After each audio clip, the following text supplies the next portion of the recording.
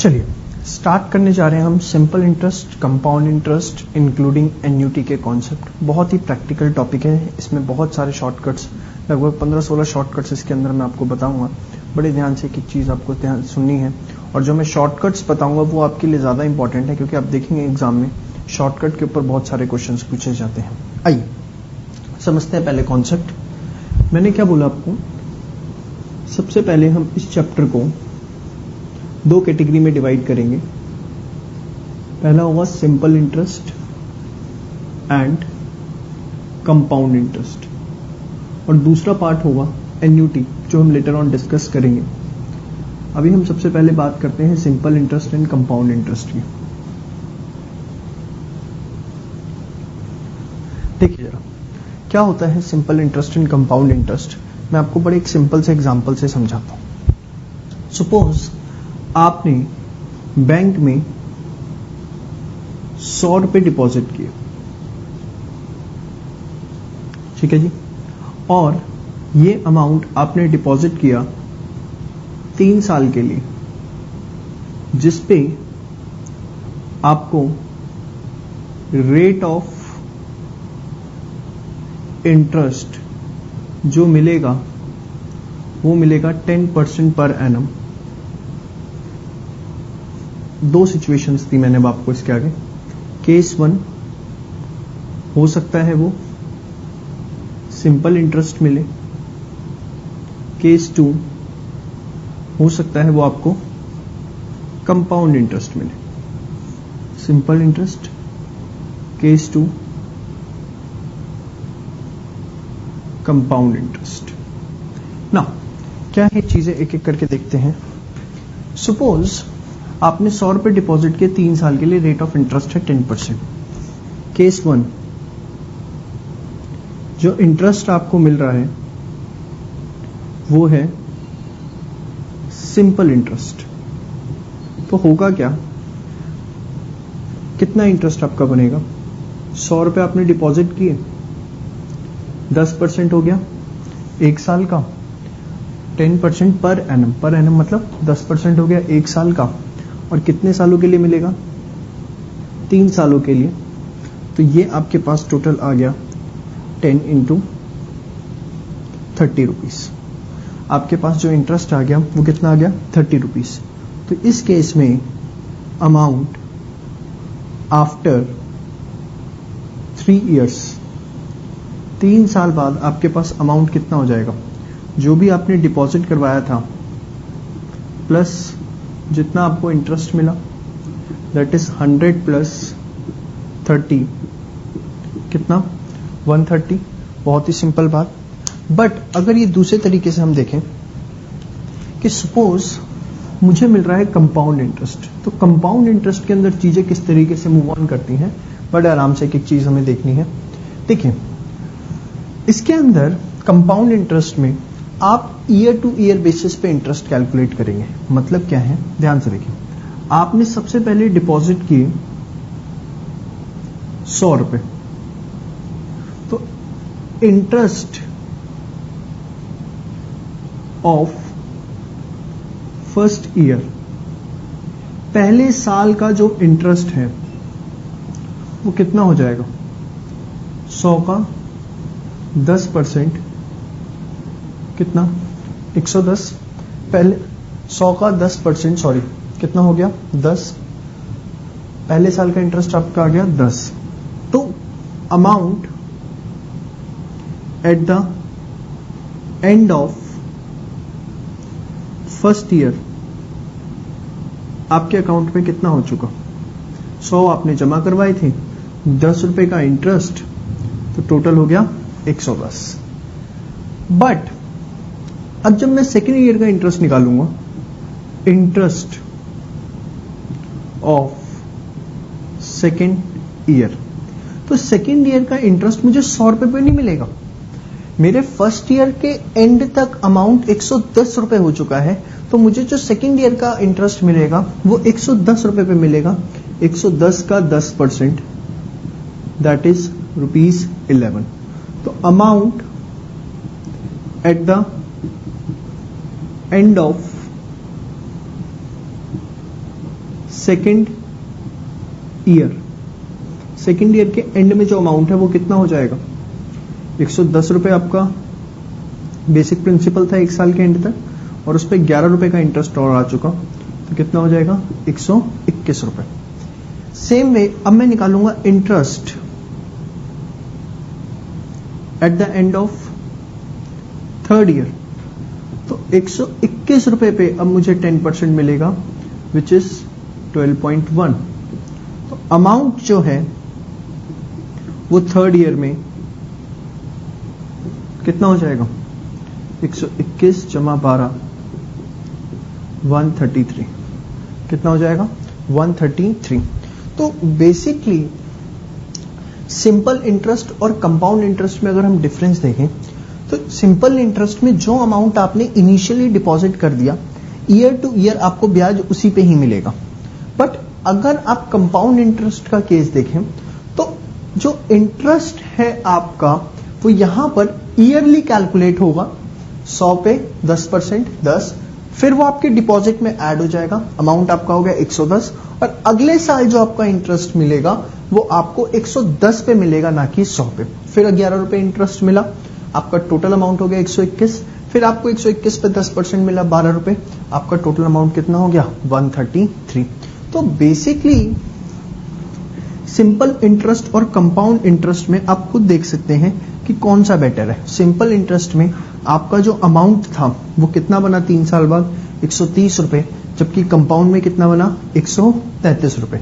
तो एक basic understanding मुझे यहां पर ये लेनी है that compound interest is always better than the simple interest. Compound interest जो है वो सिंपल इंटरेस्ट से बेटर है। ठीक है जी, आप इस चीज को नोट कर लीजिए, फिर मैं आपको इसमें और चीजें सिखाता हूं। नोट करिए इसे आप।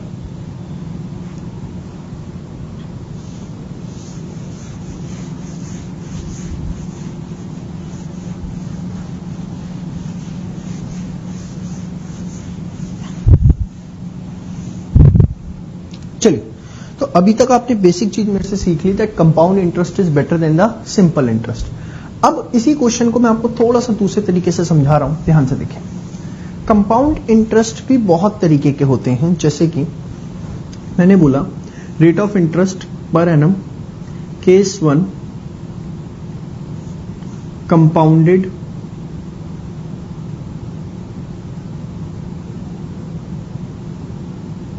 एनुअली, केस 2 कंपाउंडेड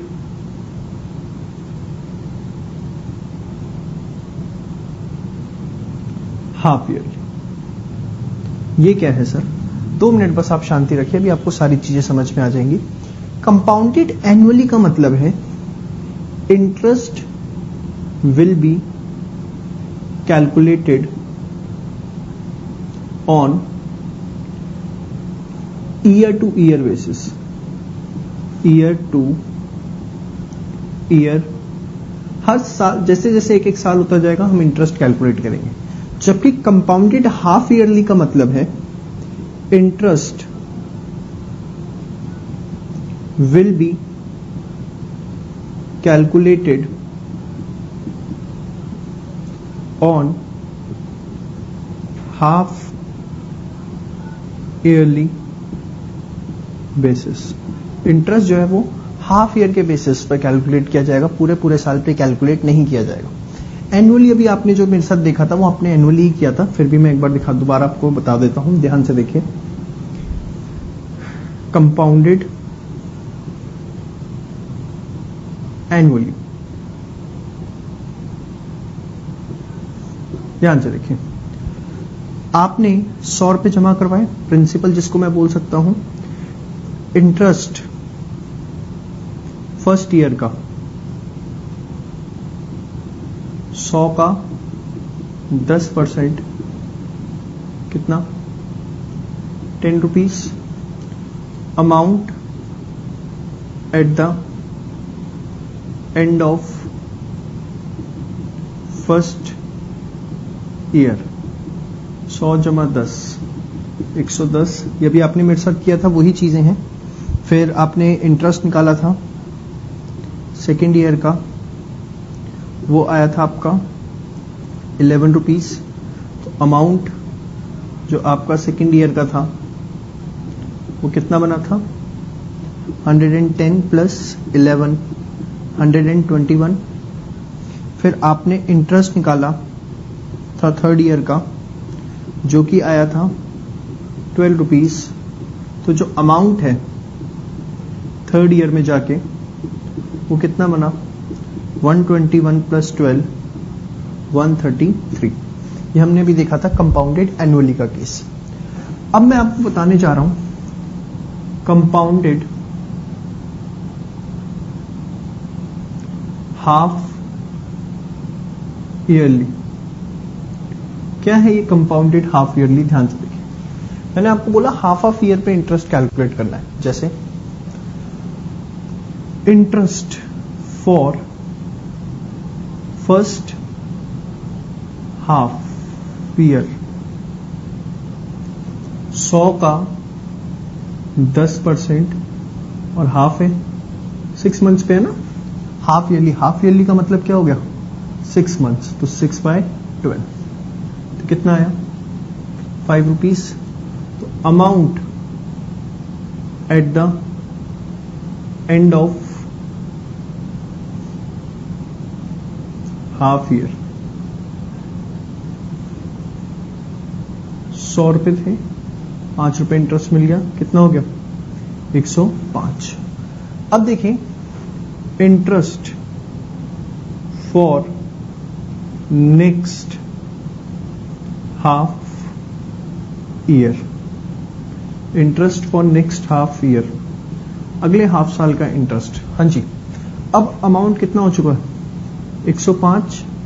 इस पे आपको 5% इस पे आपको 10% इंटरेस्ट मिलेगा 6 महीने के लिए।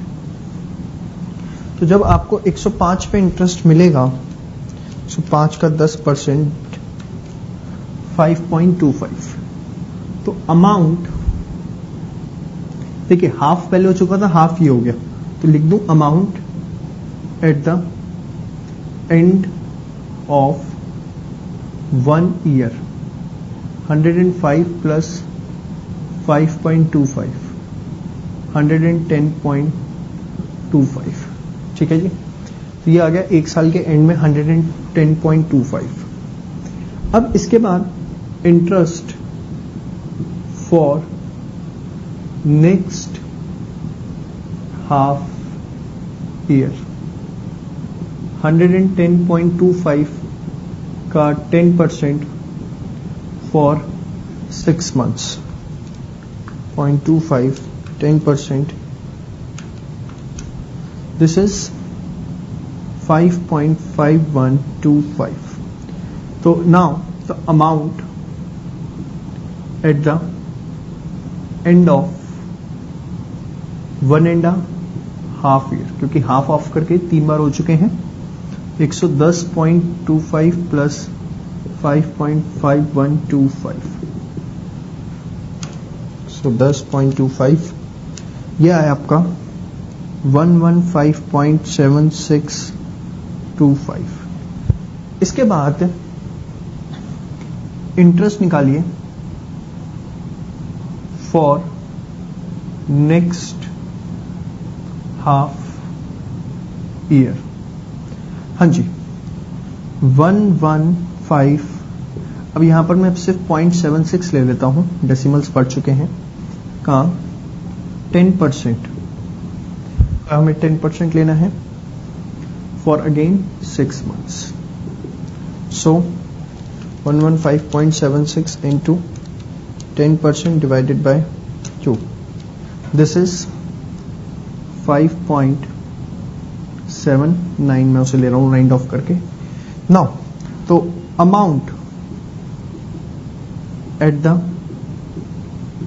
एंड ऑफ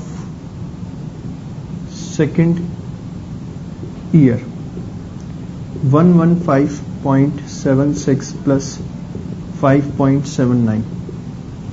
ठीक है जी, तो ये आपका कितना आ जाएगा? 121.55 आपके पास आ गया। नाउ अब इसको थोड़ा सा और आगे करने के लिए मैं इसको इनिशियल जो मैंने किया था इसे रब कर रहा हूं। देखिए, फिर interest for next half year किस पे निकलेगा?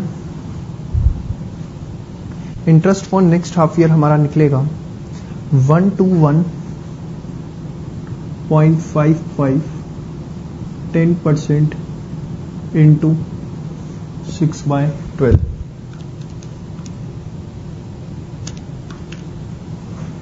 6.08। तो amount at the end of 2.5 years 121.55 plus 6.08 to 1.55 plus 6.08 127.63।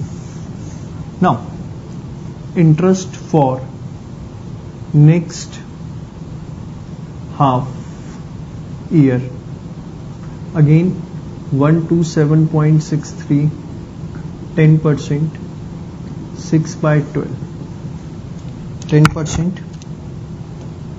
by 2 6.38।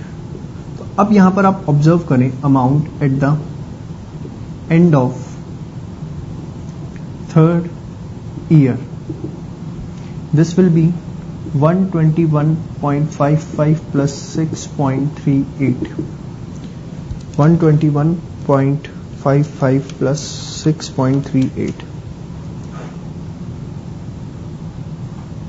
sorry 127.63 127.63 plus 6.38 this comes out to be 134।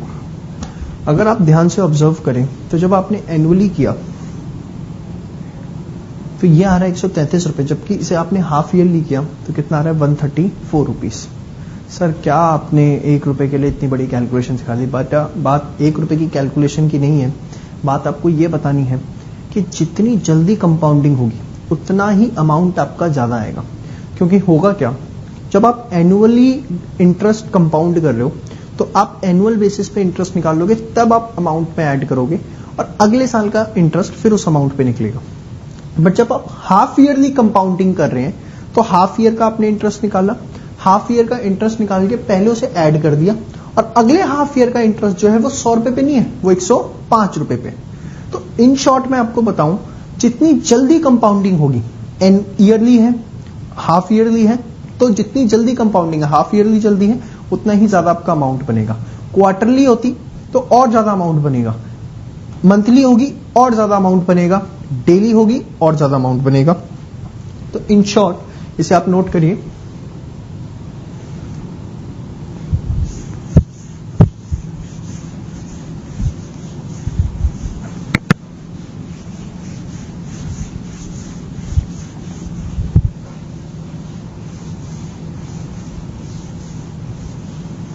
In short में आपको क्या बताना चाह रहा था कि अब ये आपको समरी में अपने फॉर्मूला कॉपी के अंदर नोट डाउन कर लेना है कि सिंपल इंटरेस्ट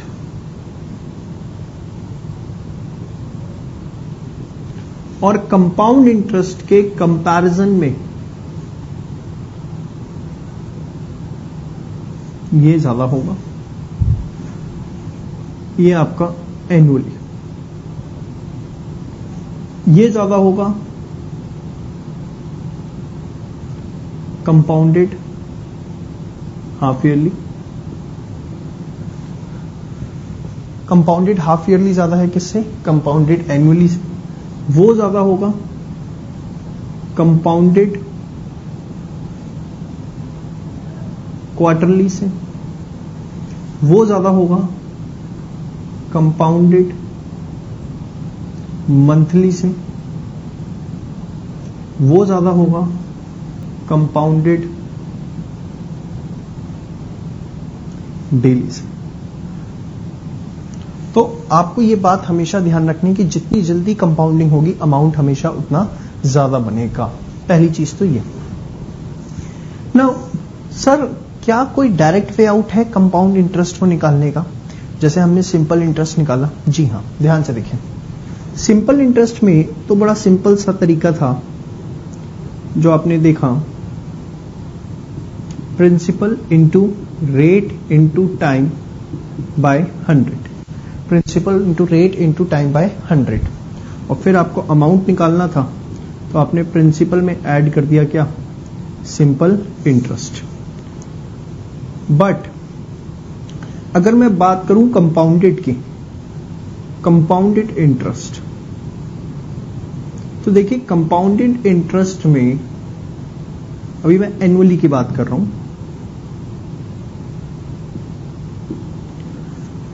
सीधे आप अमाउंट निकालते हैं, P1 प्लस I की power N। P stands for principal, I का मतलब क्या है यहां पे? I का मतलब है जो भी आपके पास रेट ऑफ इंटरेस्ट है डिवाइड बाय 100, N का मतलब है नंबर ऑफ ईयर्स। और अगर आपको यहां पर इंटरेस्ट निकालना है तो कंपाउंड इंटरेस्ट जो है यहां पर कैसे निकलेगा, अमाउंट माइनस प्रिंसिपल। जैसे वो एग्जांपल अभी जो हमने लिया था उसी को देखते हैं। आइए, आपने कितने रुपए डिपॉजिट किए थे? 100 रुपए। रेट ऑफ इंटरेस्ट कितना था? 10%। टाइम कितना था? 3 साल। अमाउंट 100 रुपए 1 प्लस, अब देखिए आई मुझे निकालना है, I is R by 100, so 10 by 100 0.1 और दिस इज 3, तो 100 1.1 की पावर 3। नाउ अब इसे आप कैसे सॉल्व करेंगे? देखिए 1.1 इंटू, ध्यान से देखिएगा एक चीज दोबारा बता रहा हूं, 1.1 इंटू इक्वल टू दबाते के साथ ही आपका स्क्वायर आ जाता है, फिर एक और इक्वल टू दबाइए क्यूब आ जाएगा, फिर एक और इक्वल दबाएंगे पावर 4, पावर 5, पावर 6, पावर 7, जहां तक आपको निकालनी है। खैर यहां मुझे क्यूब निकालना है, तो 1.1 इंटू इक्वल टू करते क्या आ जाएगा, स्क्वायर, फिर क्यूब, तो ये आ गया आपके पास 100 इंटू 1.331, तो ये एक तरह से आ गया 133। आप चेक करें, जब आपने कंपाउंडेड एनुअली निकाला था तो आपका वो फॉर्मूला क्या था, 133। ठीक है जी। तो बेसिकली अभी आपने सारे के सारे बेसिक कॉन्सेप्ट्स मेरे साथ कि सिंपल इंटरेस्ट हम कैसे निकाल सकते हैं, कंपाउंड इंटरेस्ट एनुअली हम किस तरीके से निकाल सकते हैं, ये आपने मेरे साथ अभी सीखा। अब हमें स्विच ओवर होना है कि compounded half yearly, compounded quarterly, monthly, daily अगर आ गया तो ये सब चीजें हम किस तरीके से निकाल सकते हैं, क्या इन सब कुछ चीजों को निकालने का तरीका होगा। आइए अब हम इसके ऊपर अपनी डिस्कशन करेंगे।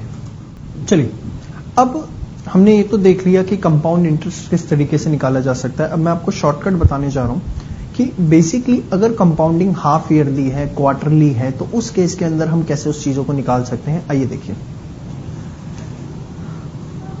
कंपाउंड इंटरेस्ट एनुअली निकालने के लिए आप फॉर्मूला देख चुके हैं, क्या था, P1 प्लस I की पावर N। ठीक है जी। अब मुझे अगर हाफ ईयरली निकालना है तो क्या करूंगा, ध्यान से देखिए आराम से एक एक चीज। भाई एक साल में कितने हाफ ईयर होते हैं, 2 होते हैं 6-6 महीने के। एक साल में कितने हाफ ईयर होते हैं, 2। तो आपने कहा कि सर एक साल में 2 हाफ ईयर होते हैं, हाफ ईयर्स कितने हो गए, 2। तो आपको क्या करना है, divide I from 2 and multiply N from 2। I को आप 2 से डिवाइड कर दो और N को 2 से मल्टीप्लाई, मतलब याद करिए वो क्वेश्चन, डिपॉजिट कितना था, 100 रुपए, इंटरेस्ट कितना था, रेट ऑफ इंटरेस्ट कितना था, 10%, टाइम 3 इयर्स। और जब मैंने आपको सेकंड पार्ट करवाया था तो क्या था, कंपाउंडेड हाफ ईयरली, ठीक है। आइए जरा देखते हैं। मैंने बोला फॉर्मूला पहले आप लिखिए, B1 प्लस आई की पावर, आराम से एकदम पेशेंस, 100, आई कितना है, आई इज R बाय 100, तो 10 बाय 100 कितना हो गया, 0.1, ठीक है जी। n कितना है, 3, बट क्योंकि हाफ ईयरली है तो i को डिवाइड कर दीजिए 2 से और n को मल्टीप्लाई कर दीजिए 2 से, मतलब 100, 1 प्लस 0.05, 3 2 जा 6, तो ये 0.1 डिवाइड बाय 2, 0.05, 1.05 इंटू, अब अगेन वैसे देखिए 1.05 पावर 6 है, इंटू 2 करते के साथ ही क्या आ जाएगा, इक्वल टू तो बात ही क्या आ जाएगा, स्क्वायर, फिर क्यूब, 4 5 6 आ गया जी, 100, 1.3400 समथिंग, कितना, 134। आप चेक करिए आंसर कितना था पीछे, जहां आपने ये नोट्स बनाए आप देखिए, जब हाफ ईयरली किया था 134 आया था, जब आप मेरा मजाक भी बना रहे थे कि सर देखो 1 रुपए के लिए आपने क्या क्या करवा दिया। देखिए तो ये हाफ ईयरली आप कैसे निकालेंगे, डिवाइड आई को कर दीजिए 2 से और एन को मल्टीप्लाई कर दीजिए 2 से। सेम वे अगर क्वार्टरली है, वो आपको बोलता है कि कंपाउंडेड क्वार्टरली है, तो क्या करेंगे, divide I from 4 multiply n from 4। Same way monthly है, सही सोच रहे हैं आप एकदम, divide i from 12 multiply n from 12, ठीक है जी। तो बेसिकली ये आपके पास शॉर्टकट है कि अगर आपको कंपाउंडेडली, हाफ ईयरली, क्वार्टरली, मंथली निकालना है। आइए अब मैं आपको 1-2 क्वेश्चंस करवाता हूं इसके ऊपर, इसे आप नोट करिए पहले।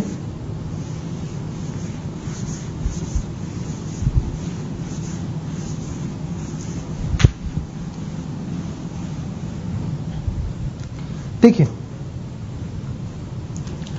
सपोज मैंने आपको बोला कि मिस्टर एक्स हैं, मिस्टर एक्स ने डिपॉजिटेड 5000 रुपीज। टाइम पीरियड मैंने आपको बोला कि उन्होंने ये पैसा जमा करवाया 5 सालों के लिए, और रेट ऑफ इंटरेस्ट जो है वो है 10% per annum. Rate of interest है 10% पर एनम। आपको बोला गया find amount and interest for the period using, सारे केसेस में आपको दे रहा हूं, सिंपल इंटरेस्ट, कंपाउंड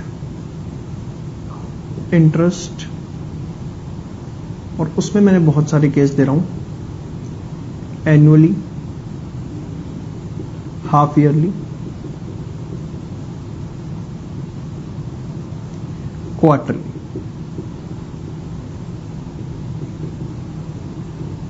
चलिए 3 ही देता हूं। अब ये आपको कैलकुलेट करना है, शुरू हो जाइए अपने आप करना। सारे कॉन्सेप्ट्स मैं आपको सिखा चुका हूं, मेरे करने से पहले आपका हो जाना चाहिए। चलिए फटाफट इसे करना शुरू करिए। आइए सबसे पहले है सिंपल इंटरेस्ट। अगर मैं सिंपल इंटरेस्ट की बात करता हूं, आपको पता है कैसे निकलता है, principal into rate into time by 100। So 5000 into 10 into 5 by 100 कितना कितना आ गया 2500। तो अगर आपको अमाउंट निकालना है तो 5000 प्लस 2500 कितना आ जाएगा 7500। यहां पे आपका ये इंटरेस्ट आता है, इस इंटरेस्ट में प्रिंसिपल प्लस सिंपल इंटरेस्ट, ठीक है। सेकंड, कंपाउंड इंटरेस्ट की हम बात करते हैं। आइए, अब कंपाउंड इंटरेस्ट में पहला है एनुअली। आपको पता है यहां अमाउंट ही निकलता है P 1 प्लस आई की पावर n। P है आपका 5000, 1 प्लस I जो है वो है आपका 10%, तो 10% I जो है वो 10/100 कितना हो जाता है 0.1, n कितना है 5। आइए कैलकुलेट करते हैं इसे। 1.1 इंटू इक्वल टू दबाते क्या आ जाएगा स्क्वायर क्यूब पावर 4 पावर 5, 1.610। 5000 1.61051, बेशक आप सीधे इंटू 5000 कर दीजिए जो भी कैलकुलेटर पर है, तो ये आ गया 8052.55। नाउ इस केस में इंटरेस्ट हम कैसे निकालेंगे, amount minus principal. So amount is 8052.55, principal is 5000, 3052.55। ये आ गया आपका कंपाउंड इंटरेस्ट फर्स्ट केस में जब आपने इसे एनुअली किया। अब अगर हम इसे हाफ ईयरली करते हैं तो चीजें कैसे मूव ऑन करेंगे। आइए, सिंपल इंटरेस्ट आपने नोट डाउन कर लिया, मैं हाफ ईयरली आपको करके दिखा रहा हूं। आइए, हाफ ईयरली। हाफ ईयरली के लिए मैंने आपको क्या बताया था, P1 प्लस आई की पावर n। इसको आप 2 से डिवाइड करेंगे, सॉरी इसको आप 2 से मल्टीप्लाई करेंगे और इसको 2 से डिवाइड, तो 5000 1 प्लस 0.1 की पावर 2, 5 इंटू 2, 5000 1 प्लस 0.05 की पावर 10, तो 1.05 into 10 square cube 4 5 6 7 8 9 10, this comes out to be 1.6288, so this will be 8144.4। ये आपका यहां पर आ गया। और अगर इस केस में आपको इंटरेस्ट निकालना है तो इंटरेस्ट आपका क्या होगा, amount minus principal, that is 8144 minus 5000, 3144। ठीक है जी। नाउ इसके बाद नेक्स्ट आता है आपका क्वार्टरली। आपने हाफ ईयरली किया, मैं एनुअली रब कर रहा हूं, यहां पे हम क्वार्टरली करेंगे। देखिए, अब मुझे निकालना है क्वार्टरली। तो क्वार्टरली निकालने के लिए again same formula, A P1 plus I की power n divide by 4 into 4, 5000 1 plus 0.1 by 4, 5 into 4, 5000, this will be 0.025 की power 20। Let me check it again, 0.1 divided by 4, yes, so 0.1 divided by 4 plus 1, 1.025। now we have to find out इसकी power 20, हमें इसकी power 20 निकालनी है, तो equal to दबाती square 3 4 5 6 7 8 9 10 11 12 13 14 15 16 17 18 19 20, so 5000 1.6386 to 5000, so this will be 8193। now so interest is amount minus principal, 8193 minus 5000, so this will be 3193. This will be 3193. तो आपने देखा कि कंपाउंडेड हाफ ईयरली हो, एनुअली हो, क्वार्टरली हो, मंथली भी इस तरीके से निकाल सकते हैं. कोई भी चीज आप इसमें कैलकुलेट करना सीख सकते हैं. ठीक है जी. चलिए अब हम कुछ शॉर्टकट्स डिस्कस करने जा रहे हैं simple interest and compound interest के. ये शॉर्टकट्स बहुत ध्यान से देखिएगा, बहुत ही ज्यादा यूजफुल हैं आपके लिए. देखिए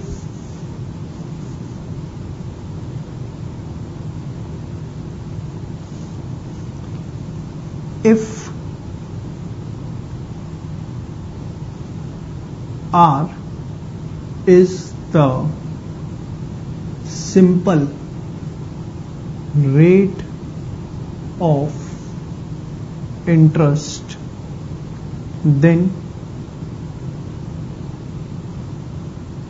amount becomes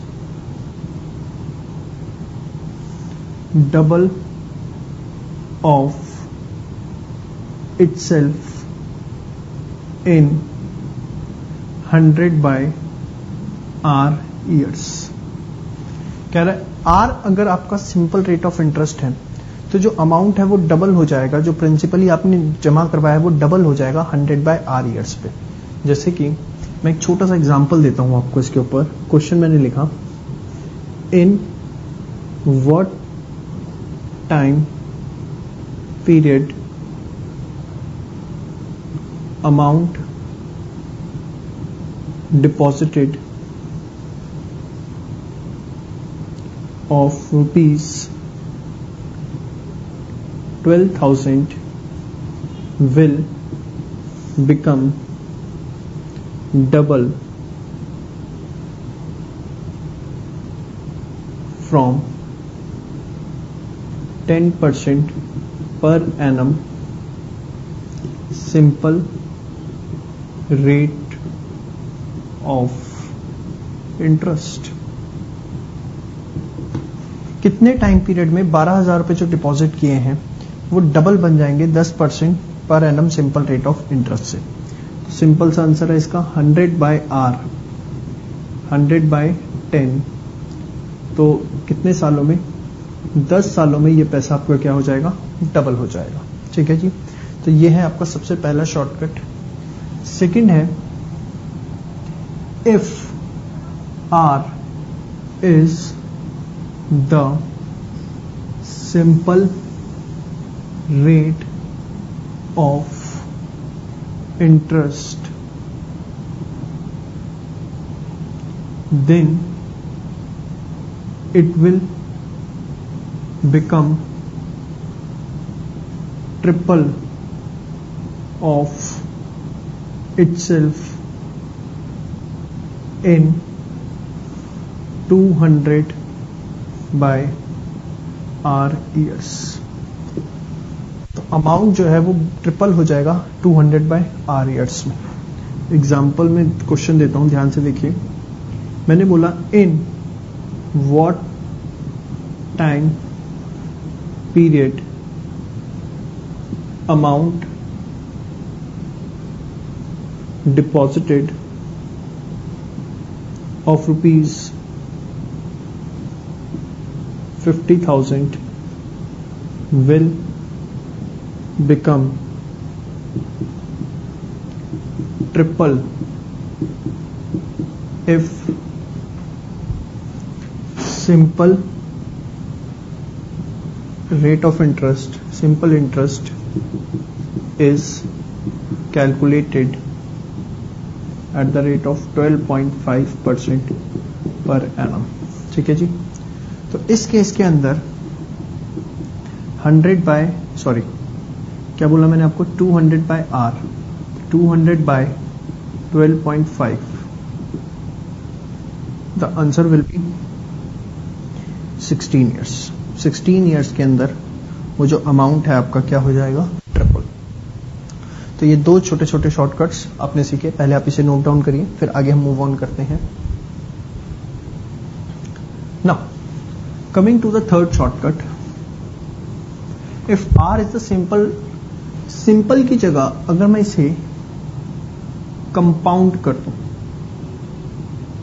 compound rate of interest, then in that case वो डबल हो जाएगा 72 बाय आर ईयर्स में।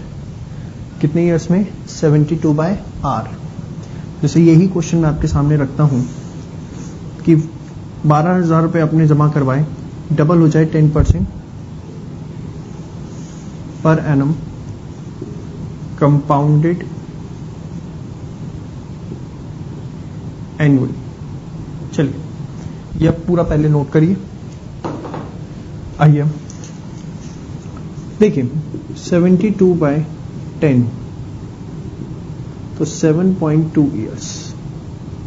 अगर आप इसे मंथ में कन्वर्ट करना चाहते हैं तो आप इसे कैसे लिखेंगे? 7 ईयर्स जो पॉइंट के बाद है, 0.2 है, इसको इंटू 12 करके जो भी आएगा वो आपके मंथ्स हो जाएंगे। करिए जरा 0.2 इंटू 12, 0.2 इंटू 12 2.4, तो 7 years 2 months. In fact, it is 2.4 months, but आप 2 months छोड़ सकते हैं। ठीक है जी, सीधे आपको नहीं करना। कई बार क्या होगा, जैसे सपोज ये 0.5 है तो 0.5 इंटू 12 कितना आएगा? 6। तो आपको ये नहीं करना कि जो पॉइंट में है वही मंथ्स है, जो भी पॉइंट में है उसे आप इंटू 12 करिए, फिर जो आता है वो आपके मंथ्स में कन्वर्ट होंगे। ठीक है जी। Now if our fourth shortcut पे मैं आ रहा हूं, if R is the compound rate of interest, then it will become triple of itself in 114 by R years.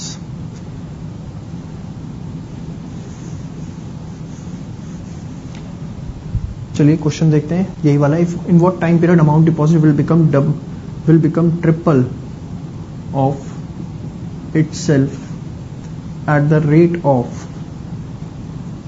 15% per annum compounded annually। compounded annually का ही shortcut है। चलिए आइए। now in this case this will be 114 by 15, 114 by 15। now compute it, 114 divided by 15, 7.6 years, 7.6 years। now 0.6 into 12 तो 7 years 7 months। 0.6 को मैंने into 12 किया ताकि क्या आ जाए? मंथ्स। तो आप देखेंगे 7 year 7 months। ठीक है जी। तो ये आपके पास एक छोटी सी चीज मैंने आपको बताई, 4 शॉर्टकट्स छोटे छोटे। अब मैं 5th शॉर्टकट की तरफ मूव ऑन कर रहा हूं, बहुत बहुत ध्यान से देखिए।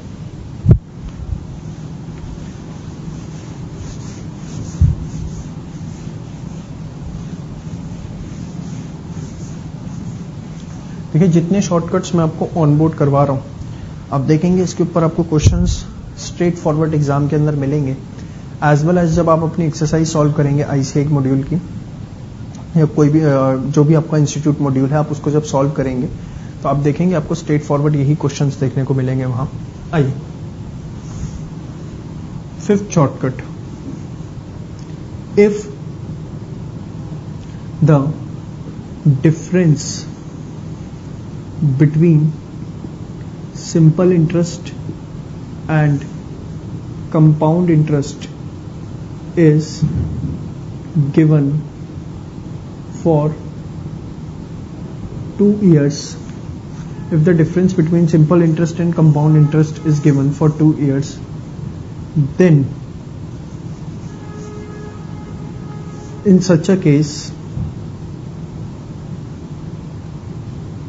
principal will be D into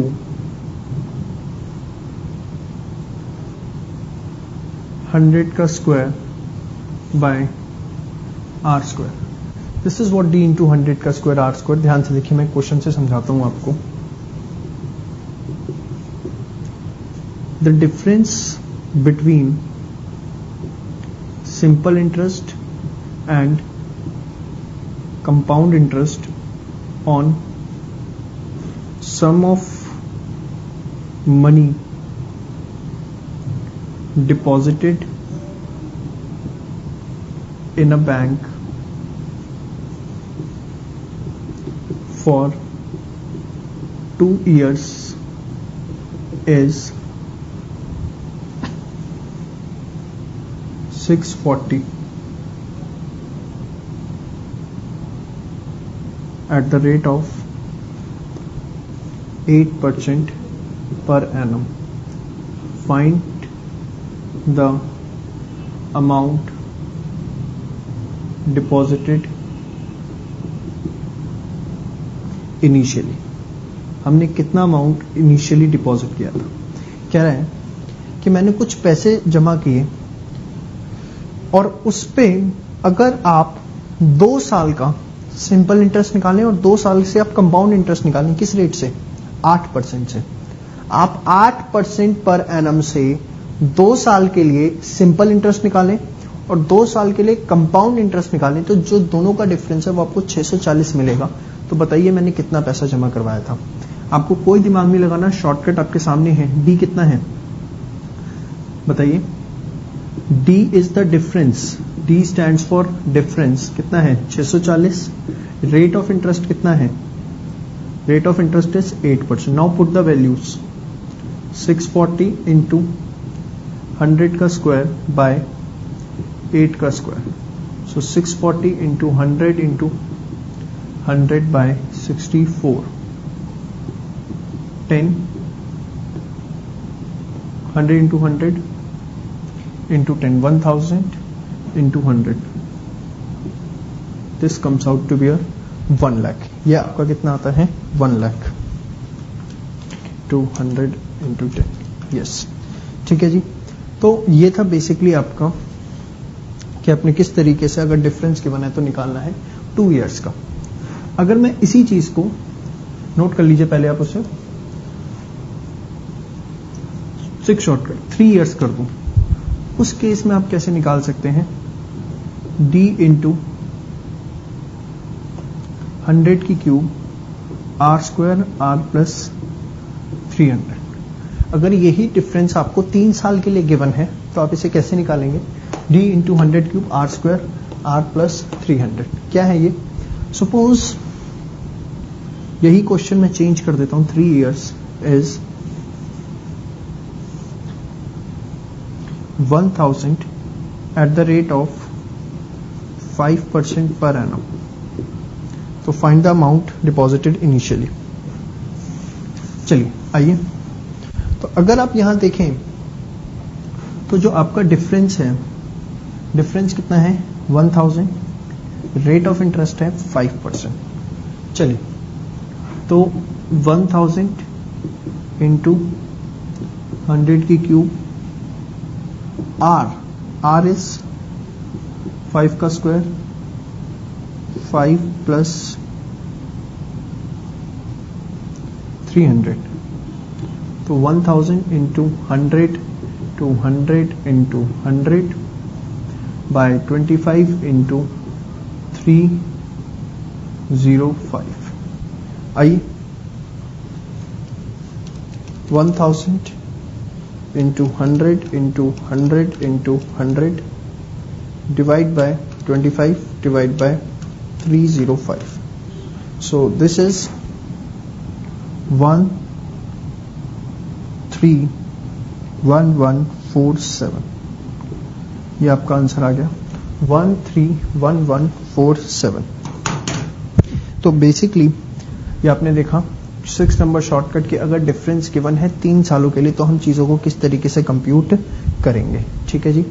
अब मैं आपको 7th शॉर्टकट की तरफ लेके जा रहा हूं, बहुत ध्यान से देखिएगा.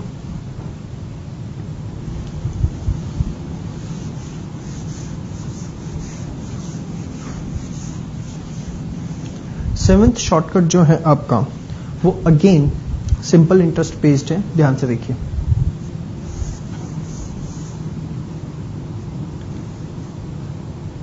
If amount if a sum of money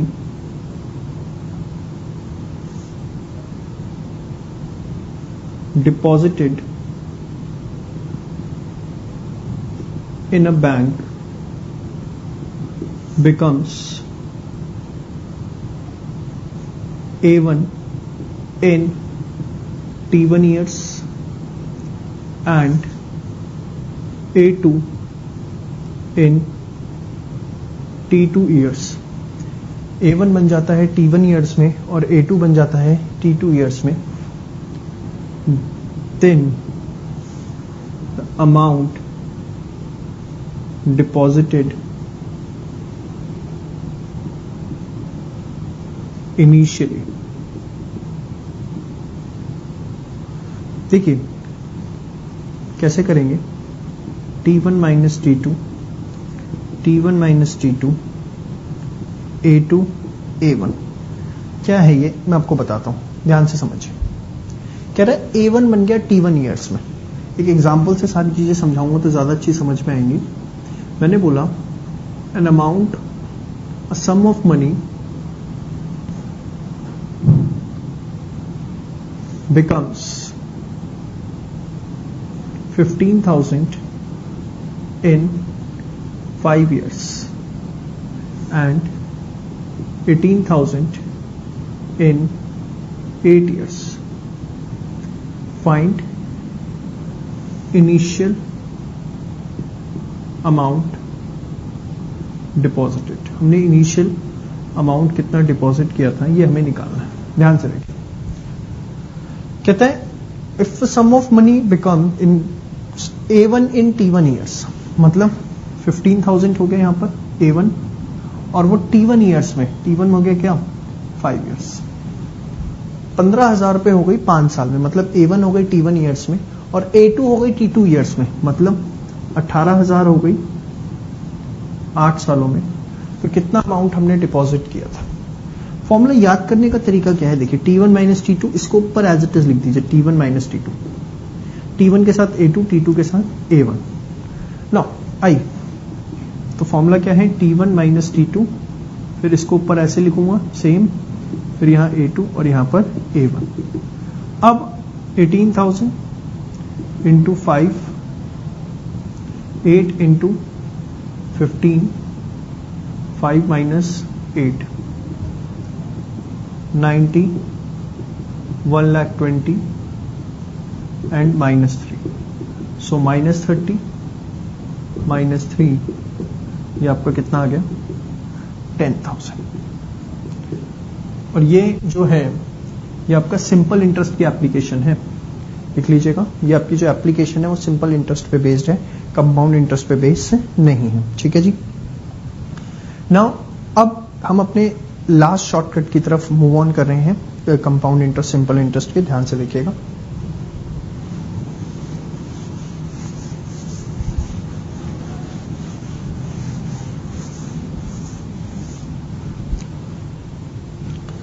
क्या है ये last shortcut. If sum of money becomes n times in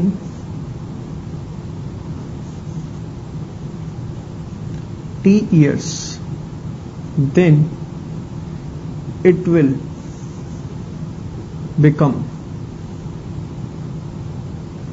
m times in m minus 1 by n minus 1 into T years from simple interest. क्या है ये, आइए जरा समझते हैं एक एग्जांपल से. उसने बोला sum of money becomes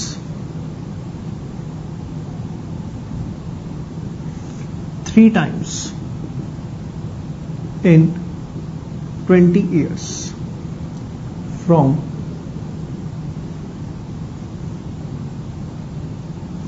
R rate of interest. In what time period it will become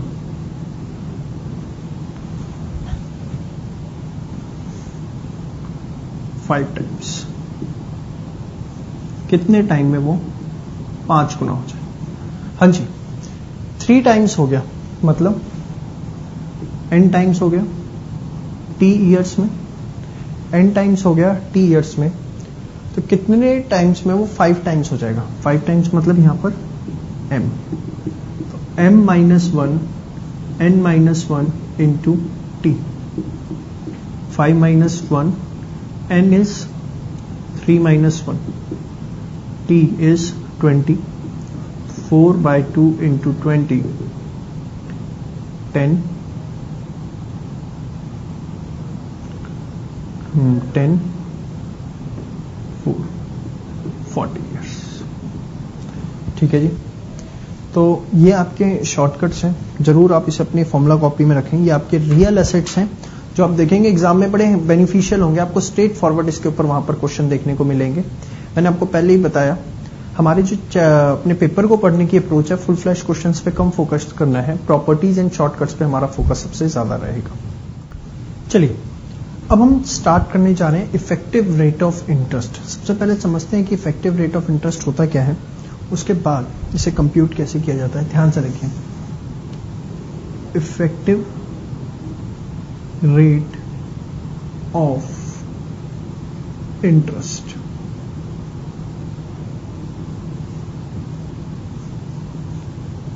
suppose आपने 100 रुपए डिपॉजिट करवाए, रेट ऑफ इंटरेस्ट था 10%, कंपाउंडेड हाफ ईयर, तो होगा क्या,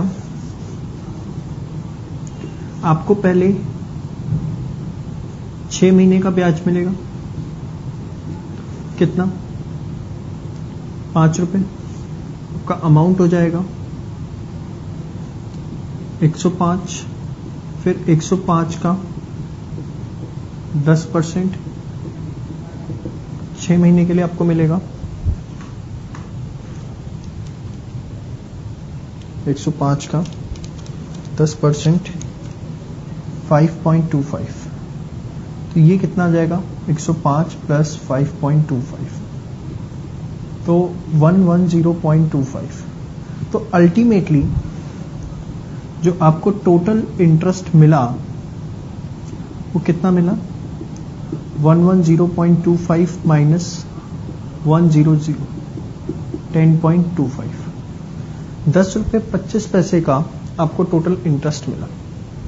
नाउ अगर देखिए 10% था, जबकि आपको इंटरेस्ट मिला कितना, कंपाउंडेड हाफ ईयरली से 10.25, इसी चीज को हम सीधे निकाल सकते हैं इफेक्टिव रेट ऑफ इंटरेस्ट से। कैसे, ध्यान से देखिए, इसका फॉर्मूला होता है 1 प्लस आई की पावर n माइनस 1। n हमेशा आपको 1 लेना है, n आपको हमेशा 1 लेना है। जैसे एग्जांपल के तौर पर यहां पर 1 प्लस 10% मतलब 0.1, 1 माइनस 1। अब हाफ ईयरली है तो इसको 2 से डिवाइड कीजिए, इसको 2 से मल्टीप्लाई, 1.05 पावर 2 माइनस 1, 0.05, 1.1025 माइनस 1, 0.1025, इसको इंटू 100 कर दीजिए, क्या आ गया, 10.25। एक्चुअली क्या है, अब देखिए जरा समझे इसे। आपको वैसे दिख रहा है कि आपको 10% रेट ऑफ इंटरेस्ट मिल रहा है, बट कंपाउंड हो रहा है हाफ ईयरली। तो अगर आप इस कंपाउंडेड हाफ ईयरली को एनुअली में कन्वर्ट कर देते हैं तो ये होगा 10.25%। मतलब या तो आप बोलिए 10% per annum compounded half yearly, या आप बोल सकते हैं 10.25% पर एनम कंपाउंडेड ईयरली। एक ही बात है। आप 10% कंपाउंडेड हाफ ईयरली बोलिए, 10.25% compounded yearly. Basically effective rate of interest का मकसद होता है, कब इसका पर्पस होता है कि अगर आपके पास compounded half yearly, quarterly, monthly है तो उसे कितने परसेंट वो एनुअली के इक्वल होगा। To compute rate of interest compounded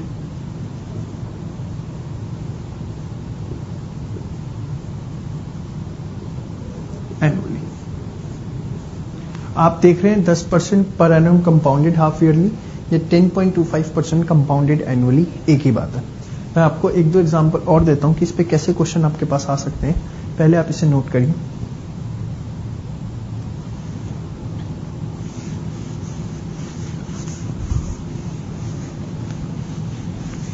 suppose मैंने आपको क्वेश्चन दिया,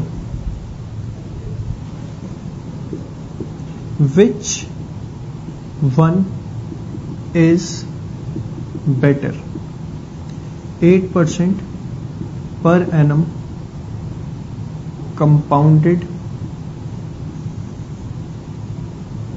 annually और 8.5% compounded क्वार्टरली। आपको बताना है दोनों में से कौन सा अच्छा ऑप्शन है। अब इसके लिए जाएंगे या इसके लिए जाएंगे, ध्यान से देखिए। तो आप क्या करेंगे, आप इफेक्टिव रेट ऑफ इंटरेस्ट निकालिए क्वार्टरली का,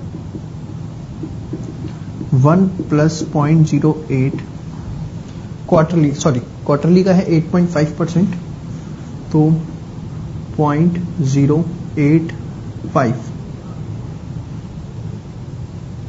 ये थोड़ा सा क्वेश्चन मैनिपुलेट हो गया है, ये आपके पास आना चाहिए क्वार्टरली और ये आपके पास आएगा एनुअली। प्लीज इसे ठीक कर लीजिएगा। हाँ जी, तो अब आप क्वार्टरली का पहले इफेक्टिव रेट ऑफ इंटरेस्ट निकालिए, 0.081 -1।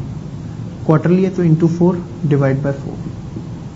क्वार्टरली वाले का हम इसे कन्वर्ट कर रहे हैं एनुअली में, तो this will B 0.08 divide by 4 + 1 into square cube 4, so -1 0.0824 into 100, सो 8.24%। जो आपको 8% पर एनम कंपाउंडेड क्वार्टरली मिल रहा है, वो 8.24% कंपाउंडेड ईयरली के। अब यहां 8.5 है, तो अब आप कंपैरिजन कर सकते हैं क्योंकि दोनों अब एनुअली में आ चुके हैं। यहां कितना मिल रहा है 8.5, ये कितना है 8.24 कंपाउंडेड, तो ऑब्वियसली आप सॉल्यूशन क्या लिखेंगे, सेकंड ऑप्शन इज बेटर। बहुत ही अच्छा क्वेश्चन है। कंपाउंडेड क्वार्टरली था, एनुअली था। क्वार्टरली को हमने पहले किस में कन्वर्ट किया, एनुअली में। कैसे, 1 + 0.08 डिवाइड बाय 4 इंटू 4 - 1, ये हमेशा 1 रहता है एन, 0.0824 इंटू 100, 8.24, तो 8% compounded quarterly is 8.24% compounded yearly, और यहां पर है 8.5। दोनों में से कौन सा ऑप्शन बेटर है, दोनों में से हमारा सेकंड ऑप्शन बेटर है। ये था आपका effective rate of interest, one of the good topic. चलिए स्टार्ट करते हैं present value and future value का कॉन्सेप्ट। क्या है ये प्रेजेंट वैल्यू, फ्यूचर वैल्यू, चीजें हम सारी देख चुके हैं, बस उसी को थोड़ी नई टर्मिनोलॉजी दी गई है। आइए डिस्कस करते हैं। सपोज मैंने 5,000 रुपीज डिपॉजिट किए 10% रेट ऑफ इंटरेस्ट से, टाइम है 3 इयर्स, और मैंने आपसे पूछा अमाउंट क्या होगा आफ्टर 3 इयर्स। मैंने आपसे पूछा, अब आपको अमाउंट का फॉर्मूला पता है क्या होता है, P 1 + i⁻n 5000, 1 प्लस 0.1 पावर 3। तो आपने इसे सॉल्व किया, यह आया 1.1 इंटू स्क्वायर क्यूब 1.331 इंटू 5000 6655। तो यह है आपका अमाउंट आफ्टर 3 इयर्स। 3 साल बाद जो आपका अमाउंट है वो कितना है? 6655। नाउ प्लीज ध्यान से देखिए, आज आपने जो डिपॉजिट करवाए वो करवाए कितने? 5000। बट 3 साल बाद वो अमाउंट हो कितना जाएगा? 6655। तो जो आज आपने अमाउंट डिपॉजिट करवाया, अमाउंट डिपॉजिटेड टुडे, वो है 5000 और उसी को हम टेक्निकली बोलते हैं प्रेजेंट वैल्यू, या आपको P. Amount after a period of time कितना हो जाएगा? 6655। इसको हम बोलते हैं फ्यूचर वैल्यू, कि एक टाइम बाद इतना पैसा हो जाएगा, जिसको आपने बोला ए। ठीक है, मतलब ये जो आपके पास फॉर्मूला है ए पी 1 प्लस आई की पावर एन, इसमें ए किसका काम कर रहा है? ए काम कर रहा है फ्यूचर वैल्यू का, वेयर एज इसमें जो पी है, पी क्या है आपका? पी है आपका प्रेजेंट वैल्यू। ठीक है, तो अगर आपको सिर्फ और सिर्फ पी निकालना है, that will be A 1 plus I की power N. P is equals to A by 1 plus I की पावर एन, और P यहां पर क्या है? Present value. ठीक है जी। तो अगर मैंने आपको एक क्वेश्चन दिया, सपोज मैंने बोला find present value of 10,000 receivable after 3 years at the rate of 10% per annum। ये मैंने आपसे दिया क्वेश्चन, तो आप कैसे निकालेंगे? P is A, that is 10,000, 1 plus 10% is 0.1 power 3। जब रिसीवेबल है 3 साल बाद, वो अमाउंट हो गया एक तरह से। ये क्या हो गया आपका? N, ये क्या हो गया? R। I कैसे निकलता है? R by 100, आप लोग सीख चुके हैं मेरे साथ। So this will B 1.1 into square cube 10,000 divided by 1.331। So 10,000 divide by 1.331, 7513। जो प्रेजेंट वैल्यू है वो क्या आ गई आपकी? 7513। तो ये छोटा सा कॉन्सेप्ट आपने मेरे साथ सीखा, present value and future value का। चलिए अब हम स्टार्ट करने जा रहे हैं एन्युटी के साथ। बहुत ही इंपॉर्टेंट कॉन्सेप्ट है, प्रैक्टिकल भी एज वेल एज थियरी भी। बहुत ध्यान से देखिएगा, 101% इस टॉपिक के ऊपर क्वेश्चन आएगा एग्जाम के अंदर। Now please be careful. सबसे पहले एन्युटी का मतलब क्या होता है? तो बच्चों, एन्युटी का मतलब होता है regular amount at regular interval. Regular amount at regular interval मतलब अगर आप एक फिक्स अमाउंट एक फिक्स टाइम पीरियड पे या तो पे करते हैं या रिसीव करते हैं, तो उसको टेक्निकली एन्युटी बोला जाता है। एग्जाम्पल के तौर पर आपने कार लोन लिया हुआ है, सपोज कार लोन है 5 लाख रुपीस का, और आप इसकी EMI इक्वल मंथली इंस्टॉलमेंट पे करते हैं 10,000 रुपीज, जो कि आपकी 5 सालों तक जाएगी। 5 सालों तक आपकी 10,000 रुपए महीने की EMI जाएगी। ठीक है जी। अब आप एक फिक्स अमाउंट कितना? 10,000, एक फिक्स इंटरवल पे, मतलब हर महीने पे आपको 10,000 रुपए पे करना है, तो एक फिक्स इंटरवल पर अगर एक फिक्स्ड अमाउंट है तो वो क्या है, एन्युटी, चाहे आपको पे करनी है चाहे आपको रिसीव करनी है। तो यहां पर जो आप ये ईएमआई पे कर रहे हैं, ये एक तरह से क्या है, मैथमेटिकल लैंग्वेज में अगर मैं बोलूं तो ये है एन्युटी। दूसरा एग्जांपल देखो, सपोज हमने एक लाइफ इंश्योरेंस ले रखा है, हमने एक लाइफ इंश्योरेंस ले रखा है। लाइफ इंश्योरेंस जो है वो है 10 लाख रुपए का, और उसका ईयरली प्रीमियम जाता है सपोज 50,000 रुपए का। तो ईयरली प्रीमियम जा रहा है 10 साल 50,000 रुपए का, और उसका जो टाइम पीरियड है वो है 12 साल। 12 साल तक ये प्रीमियम हमारा जाएगा। अब आप ध्यान से देखिए, 50,000 रुपए जाएंगे 12 सालों तक, हर साल जा रहा है, फिक्स अमाउंट है और एक फिक्स टाइम पीरियड पे जा रहा है, तो ये भी क्या है, एक तरह से हमारी annuity. Annuity is fixed amount at fixed interval या regular amount at regular interval. एक और एग्जांपल देता हूं, आपने बैंक में रिकरिंग डिपॉजिट करवा रखे। अब रिकरिंग डिपॉजिट क्या होते हैं सर? रिकरिंग डिपॉजिट क्या होता है बच्चों?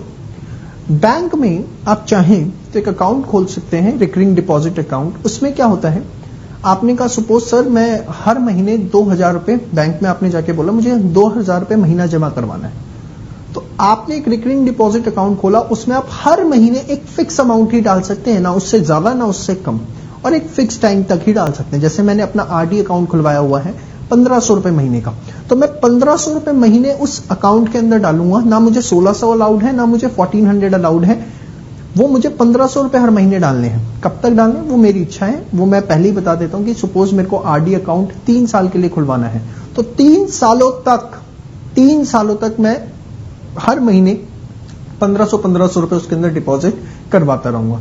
तो बेसिकली रिकरिंग डिपॉजिट भी एक तरह से क्या है, एन्युटी। रिकरिंग मतलब बार बार आप उसमें हर महीने जमा करवा रहे हैं। कितने जमा करवा रहे हैं? 1,500 रुपए जमा करवा रहे हैं, और कब तक जमा करवाते रहेंगे? 3 सालों तक। तो वो भी एक तरह से क्या है, आपकी एन्युटी। तो एन्युटी का कॉन्सेप्ट बहुत प्यारा होता है। एक और एग्जांपल दे देता हूं मैं आपको यहां पर। सपोज आप रेंट पे करते हैं किसी स्पेस का 10,000 रुपए पर मंथ, और आप 3 सालों तक पे करेंगे, तो वो भी क्या एक तरह से आपका रिकरिंग डिपॉजिट। तो कहीं पर भी अगर रेगुलर अमाउंट है और एक रेगुलर इंटरवल ऑफ टाइम पर है, तो उसको हम क्या बोलते हैं, एन्युटी। चलिए अब हम डिस्कस करने जा रहे हैं बेसिकली टाइप्स ऑफ एन्युटी की। एन्युटी कितनी तरीके की होती है, ये भी इंपॉर्टेंट कॉन्सेप्ट है, ध्यान से देखिएगा। इससे हमें ये पता लगेगा कि बेसिक लेटर ऑन कौन सा फॉर्मूला हमें अप्लाई करना है। आइए, ब्रॉडली स्पीकिंग एन्युटी 2 तरीके की है। ऑर्डिनरी एन्युटी, जिसका दूसरा नाम होता है एन्युटी रेगुलर, और एन्युटी ड्यू, जिसका दूसरा नाम है एन्युटी इमीडिएट। ये है क्या, ध्यान से देखिए। ऑर्डिनरी एन्युटी में क्या होता है, first payment is made at the end of period. First payment is made at the end of period. अब ये क्या है, first payment is eight the end of period? देखिए, जैसे आपने लोन लिया, आज मैंने लोन लिया 5 लाख रुपए का, ठीक है, इसकी ईएमआई जानी है 10,000 रुपए पर मंथ। तो एक बात बताइए, अगर मैं आज 5 लाख रुपए का लोन ले रहा हूं, आज टुडे, आज मैंने 5 लाख का लोन लिया, तो पहली ईएमआई भी क्या आज ही दूंगा? ऑब्वियसली 1 महीने बाद देना शुरू करूंगा। तो बेसिकली अगर आपने लोन लिया है सपोज 5 लाख रुपए का, ईएमआई है 10,000 पर मंथ, तो उसकी पहली ईएमआई आज नहीं जाएगी, 1 महीने बाद जाना शुरू होगी। इसे बोला जाता है eight the end of period, ठीक है जी। तो ये आपका एग्जाम्पल हो गया किसका, ऑर्डिनरी एन्युटी का। इसका सबसे पहला एग्जाम्पल होता है repayment of loans. Annuity due या एन्युटी इमीडिएट, ये क्या होता है? First payment at the beginning of the period. First payment at the beginning of period, ये क्या है? अभी मैंने आपको रिकरिंग डिपॉजिट समझाया था। आप बैंक में गए, अपने बैंक मैनेजर को बोला सर मेरा रिकरिंग डिपॉजिट अकाउंट खोल दीजिए। वो आपका recurring deposit account open up जब कर देंगे, recurring deposit account open up करने के बाद पैसा जो उसमें होगा वो उसी समय मांगेंगे, 1 महीने बाद मांगेंगे? ऑब्वियसली उसी समय। ये थोड़ी ना मैं बैंक में अकाउंट ओपन करवाने गया, मैंने कहा जी मेरा आरडी अकाउंट खोल देना और मैं 1 महीने बाद पैसे जमा करवाने आऊंगा। फर्स्ट अमाउंट तो आपको उसी समय जमा करवाना पड़ेगा। तो यहां पर जो रिकरिंग डिपॉजिट है उसमें आपने first payment on the spot करी या एट द एंड करी? सर ऑन द स्पॉट करी, बिगनिंग में करी, तो इसलिए मैंने बोला क्या उसे? Annuity due. दूसरा एग्जांपल देता हूं, ध्यान से देखिए। आपने कोई इंश्योरेंस कवर लिया, लाइफ इंश्योरेंस लिया 10 लाख रुपए का, उसका प्रीमियम जाना है 50,000 रुपए महीना। मैंने इंश्योरेंस कंपनी के पास गया, मैंने कहा भैया जी मेरा एजेंट, वो भैया जी मेरा इंश्योरेंस कर दीजिए। अब भैया जी ने इंश्योरेंस तो कर दिया, उसके बाद प्रीमियम उसी समय देना पड़ेगा या कहूंगा 1 साल बाद लेना? उसी समय देना पड़ेगा, बिगनिंग में। इंश्योरेंस प्रीमियम बीसी का एग्जांपल। अच्छा, जो हम रेंट पे करते हैं आज के टाइम पर, आपने कोई जगह स्पेस किराए पे लिया, रेंट पे करना है, उसी समय करेंगे या 1 महीने रहने के बाद? सर एडवांस में देना पड़ता है। बेटा कलयुग है इसलिए एडवांस में देना पड़ता है, अदरवाइज पहले क्या होता था कि आप जाओ जगह में रहो, 1 महीना पूरा हो जाए उसके बाद रेंट पे करो, फिर अगला महीना हो जाए फिर रेंट पे करो। पहले एडवांस का सिस्टम नहीं चलता था। आजकल एडवांस का सिस्टम चलता है कि आप जैसे ही आपने स्पेस फाइनलाइज किया उसी समय पहले रेंट दीजिए, उसके बाद आपको चाबी मिलेगी घर की। बट पहले क्या होता था, आप रहिए आराम से, 1 महीने रहिए, फिर आपने रेंट दिया, फिर अगले महीने रहिए, फिर रेंट दीजिए। हमारे जो क्वेश्चंस हैं रेंट पेड के, कायदे से होने किससे चाहिए? इमीडिएट से, क्योंकि आज के टाइम पे सबसे पहले रेंट लिया जाता है। बट आपके मॉड्यूल्स के अंदर जो भी क्वेश्चन गिवन है वो सारे के सारे रेंट पे के सतयुग के हिसाब से गिवन है। सतयुग मतलब पुराने जमाने के हिसाब से गिवन है। That is as per ordinary annuity, annuity regular. मतलब अगर आप रेंट पे कर रहे हैं, रेंट पे करना हो ऑब्वियसली होता इन द बिगनिंग है, बट पहले के जमाने में मैंने जैसा आपको बताया ये पहले एंड में पे किया जाता था, और उसी हिसाब से वही अप्रोच हम आपको देखेंगे सारे क्वेश्चंस के अंदर फॉलो अप की गई है। तो ब्रॉडली एन्युटी का मतलब हम समझ चुके हैं अब तक, regular amount at regular interval of time, या तो हम पे कर रहे हैं या हम रिसीव कर रहे हैं। और 2 एग्जाम, ऑर्डिनरी एन्युटी या एन्युटी ड्यू, इसमें फर्स्ट पेमेंट होती है एट द एंड और इसमें होती है first payment in the beginning. इसके एग्जाम्पल रीपेमेंट, रेंट पेड, इसके एग्जाम्पल रिकरिंग डिपॉजिट और इंश्योरेंस। यहां पर मैं आपको एक बात और बता दूं, अगर क्वेश्चन में कुछ भी स्पेसिफाई नहीं है तो आप हमेशा उसको क्या मानेंगे? Ordinary annuity. अगर क्वेश्चन में कुछ भी स्पेसिफाई नहीं है तो बाय डिफॉल्ट आप उसको क्या मानेंगे? Ordinary annuity. आप उसे एन्युटी ड्यू अपनी तरफ से एज्यूम नहीं करेंगे। चलिए अब one of the technical topic discuss करने जा रहे हैं, आराम से पेशेंस रखते हुए, और जितना अभी तक किया वो सारा का सारा दिमाग में होना चाहिए, जितना आपने अभी तक किया, खासकर प्रेजेंट वैल्यू और एन्युटी को लेके, तब जाके टॉपिक हमारे दिमाग में आएगा। ध्यान से देखिएगा एक एक चीज। क्या है ये टॉपिक? अगर आप इसकी हेडिंग देखें, identification of present value and future value under annuity. क्या कहना चाहता हूं मैं इससे? ध्यान से देखें। एन्युटी आप लोगों को पता लग गया, regular amount at regular interval of time, पता लग चुका है एन्युटी के बारे में। अब ये प्रेजेंट वैल्यू, फ्यूचर वैल्यू की आइडेंटिफिकेशन क्या है? एक सिंपल से एग्जांपल से समझाता हूं, ध्यान से देखिएगा। Mister x taken a loan of ₹10 lakh payable in yearly installments of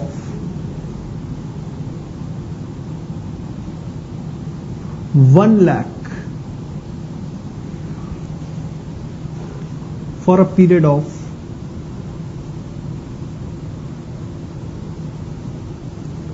10 years for a period of 12 years।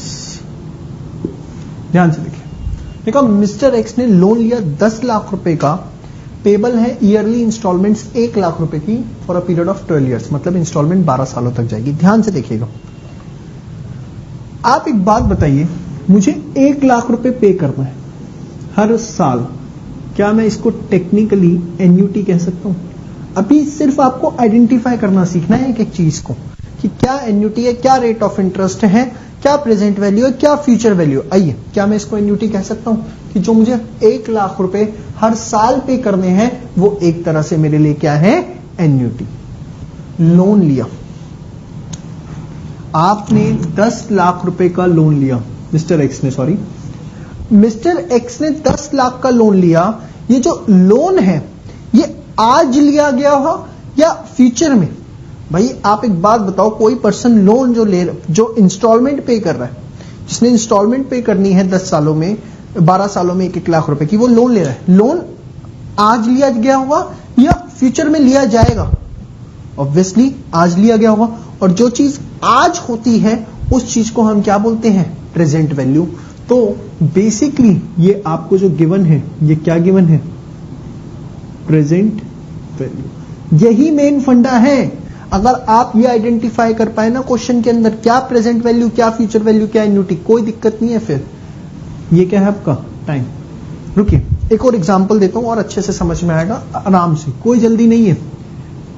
थोड़ा कम समझ में आया, थोड़ा थोड़ा समझ में आया। दूसरा एग्जांपल देखिए, mister Y deposits ₹10,000 every month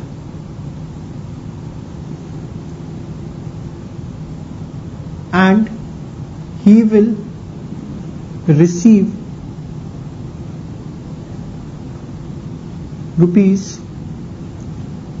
₹5 lakh at the end of 5 years at the rate of 12% per annum। आराम से देखिए, 5 years तक रहने दीजिए सही। मिस्टर वाई डिपॉजिट कर रहे हैं 10,000 रुपए महीना। ये जो जमा कर रहे हैं वो क्या है, हर महीने जो चीज जा रही है वो क्या है, annuity. He will receive 5 lakh, मिल गए या मिलेंगे? सर मिलेंगे। क्या है ये, फ्यूचर वैल्यू। ये क्या है आपकी फ्यूचर वैल्यू। उन्हें फ्यूचर में मिलेंगे 5 लाख रुपए, मिले नहीं है, लोन में मिल चुके थे, तो वो प्रेजेंट वैल्यू थी।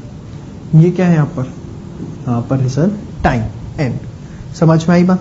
एक और एग्जांपल देता हूं, ध्यान से देखिए। Mister Rama will repay ₹1 lakh in 10 installments at the rate of 10% per annum in 10 years। ध्यान से देखिए, मिस्टर रामा 1 लाख रुपए रीपे करेंगे 10 इंस्टॉलमेंट्स में। Will repay 1 lakh, will repay 1 lakh in 10 instalments. 1 lakh रुपए 10 इंस्टॉलमेंट में पे करने हैं। 1 लाख रुपए क्या है, लोन अमाउंट या instalment amount? Will pay 1 lakh, 1 lakh रुपए पे करने हैं 10 इंस्टॉलमेंट्स में, तो ये क्या है आपका लोन अमाउंट। और लोन अमाउंट जो है वो हमेशा क्या होता है आपके लिए, प्रेजेंट वैल्यू। 10 इंस्टॉलमेंट्स में पे करने हैं, 10% पर एनम, मतलब रेट ऑफ इंटरेस्ट 10 सालों में। क्या मैंने आपको एन्युटी बताई? यहां पर मैंने आपको एन्युटी नहीं बताई, यहां आपको एन्युटी निकालनी है कि बताओ एन्युटी का अमाउंट क्या होगा, कितना अमाउंट मुझे हर इंस्टॉलमेंट में पे करना पड़ेगा। देखो अभी मैंने आपको कोई फॉर्मूला नहीं बताया, जानबूझ के नहीं बताया। अभी मैं आपको सिर्फ क्वेश्चन समझाना चाहता हूं, क्वेश्चन की इंटरप्रिटेशन सिखाना चाहता हूं। आप क्वेश्चन पढ़ना सीखें कि क्वेश्चन पढ़ के मुझे पहले यह पता लगे कि निकालना क्या है, कौन सी चीज गिवन है। जब तक मुझे ये नहीं पता लगेगा टू फाइंड क्या है, गिवन क्या है, मेरे फॉर्मूले सीखने का फायदा ही नहीं है। मुझे सबसे पहले तो क्वेश्चन समझ में आना चाहिए ना, उसके बाद मैं फॉर्मूला अप्लाई कर पाऊंगा। तो मैं आपको छोटी छोटी एग्जांपल देके समझाने की कोशिश कर रहा हूं, आप साथ साथ नोट भी करिएगा। चलिए एक और एग्जांपल देता हूं, ध्यान से देखिएगा इसे भी।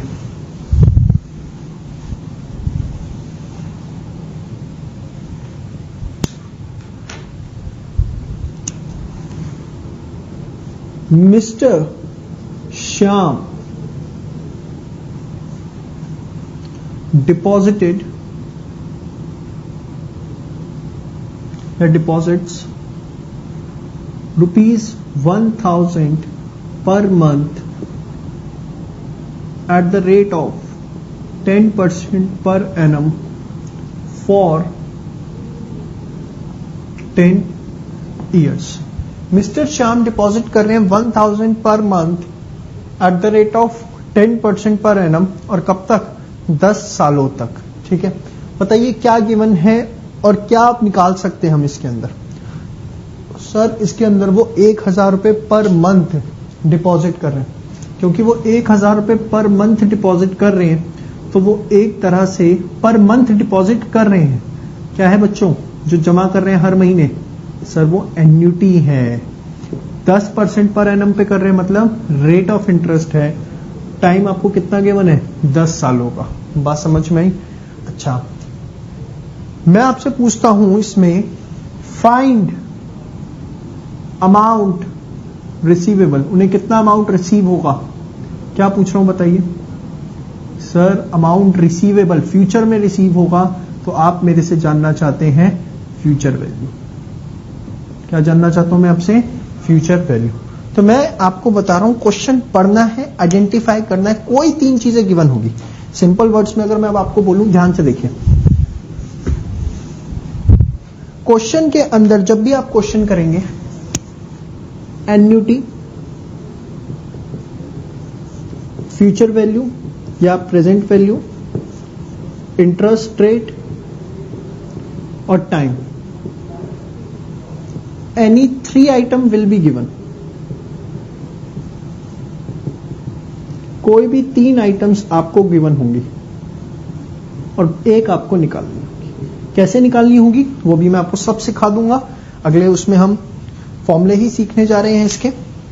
तो हमेशा ये 4 चीजें आपको देखनी है, इसमें से कोई 3 आपको गिवन होगी और एक चीज आपको फिर निकालनी होगी। ठीक है जी, चलिए अब हम फॉर्मूलाज ऑफ एन्युटी डिस्कस करने जा रहे हैं। एन्युटी के कौन कौन से फॉर्मूले हैं एक एक करके ये देखते हैं। बोर्ड पे मैंने आपको लिखे हैं। देखिए अभी तक आप मेरे से एन्युटी का मतलब समझ चुके हैं, टाइप्स ऑफ एन्युटी समझ चुके हैं, फ्यूचर वैल्यू, प्रेजेंट वैल्यू। अब हम सबको सम अप करके यहां फॉर्मूले सीखते हैं क्या है। देखिए अगर आपको ऑर्डिनरी एन्युटी निकालनी है या रेगुलर एन्युटी निकालनी है, क्या होता है ये? जब हम फर्स्ट पेमेंट करते हैं एट द एंड, इसमें आपको फ्यूचर वैल्यू निकालनी है। तो formula is R. R stands for annuity. R का मतलब है annuity amount, bracket 1 + i⁻n-1 upon i। देखने में कॉम्प्लिकेटेड लगेंगे फॉर्मूले, 2-4 क्वेश्चंस करेंगे अभी हमारे ऐसे तैयार हो जाएंगे। सेम वे अगर प्रेजेंट वैल्यू में निकालना है ऑर्डिनरी, तो r 1 - 1 + i⁻n/i।